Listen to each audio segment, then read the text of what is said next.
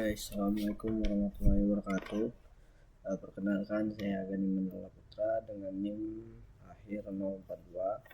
Sini saya akan mempresentasikan proyek saya tentang sistem pendataan bibit pohon untuk konservasi hutan. Nah, jadi latar belakang dari pembuatan proyek ini itu karena bibit pohon yang masih manual itu di masa kini itu sering menimbulkan kesalahan dan juga keterlambatan dalam pengolahan data.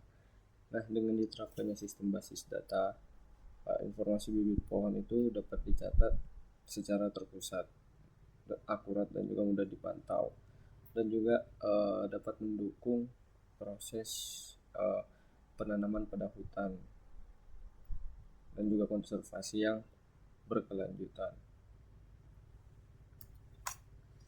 Next, ada tujuannya. Tujuannya itu mencatat dan menyimpan data bibit secara terpusat, mempermudah pengelolaan dan juga pencarian bibit pohon dan juga hutan yang dituju, mendukung pemantauan bibit pohon, selanjutnya menyediakan informasi yang akurat, terakhir meningkatkan efisiensi dan transparansi pengelolaan data konservasi. Selanjutnya ada entitas dan juga atribut. Pertama itu ada lokasi hutan, memiliki atribut ID lokasi, nama hutan, provinsi, pos hutan, dan status konservasi. Selanjutnya ada jenis pohon, ada ID jenis, nama ilmiah, nama lokal, status langka. Kemudian ada bibit pohon, ID bibit, ID jenis, tanggal pendataan, jumlah bibit, dan juga sumber data. Selanjutnya ada entitas petugas dengan atribut ID petugas, nama HP, jabatan, dan juga instansi. Yang kelima, penanaman. Entitas penanaman itu ada ID penanaman sebagai pemilik key, ID bibit sebagai foreign key, ID lokasi sebagai foreign key, dan juga ID petugas sebagai foreign key juga. Lalu ada tanggal tanam dan juga jumlah tanam. Nah, terakhir ada entitas perawatan, di mana ada ID perawatan, ID penanaman, tanggal perawatan, jenis perawatan, catatan hasil dari perawatan, dan juga kondisi pohon.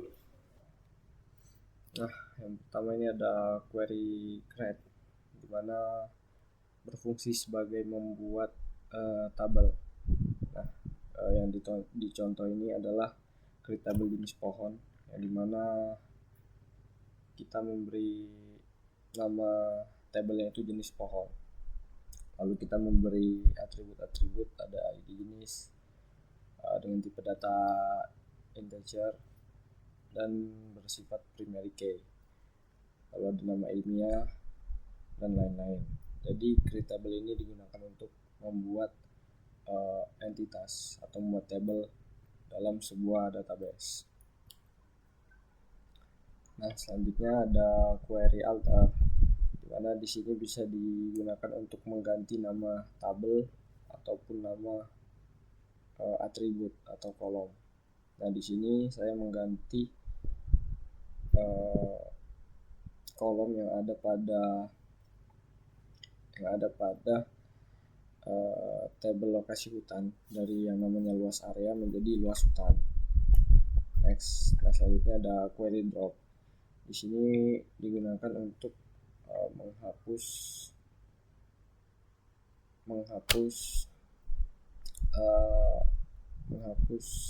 tabel atau menghapus entitas dari database. Nah, jadi di sini yang saya hapus adalah laporan. Jadi saya membuat contoh tabel laporan untuk bisa dihapus. Next, selanjutnya ada query insert. Nah, query insert ini digunakan untuk memasukkan data yang ada pada data yang ingin dimasukkan. Nah, di sini saya memasukkan data jenis pohon, ada 5. Nah, jadi query insert ini digunakan untuk memasukkan data ke dalam tabel. Nah, selanjutnya ada query select. Query select ini untuk menampilkan seluruh jenis tabelnya. Tadi kan sudah saya masukkan data ke jenis pohon. Nah, sekarang saya masukkan data ke jenis pohon. Jadi ditampilkan semua dari ID jenisnya, nama ilmiahnya, nama lokal, status langka, dan juga habitatnya. Selanjutnya ada query update. Nah, di sini query update ini digunakan untuk mengupdate suatu dalam tabel. Nah, kalau di contoh yang saya buat ini, saya mengupdate pada tabel jenis pohon dan di bagian status langka, di mana ID jenis yang ingin kita ubah itu adalah 103. Jadi 103 ini kan ada tadi Deara Constalet, nama lokalnya Jelutung, status langkanya kan rentan. Nah, di update ini kita ganti menjadi langka. Nah, selanjutnya ini ada query axis. Jadi query axis ini digunakan untuk menampilkan jenis pohon dan juga menggabungkan bibit pohon. Itu jadi bisa disatukan. Jadi tampilkannya itu selectnya itu nama lokal dan juga status langka. Dari from jenis pohon, JP-nya ini adalah singkatan dari jenis pohon. Lalu select satu bibit pohon. Nah, ini yang harus ada berhubungannya. Berhubungannya itu foreign key dan juga foreign key-nya harus saling berhubungan.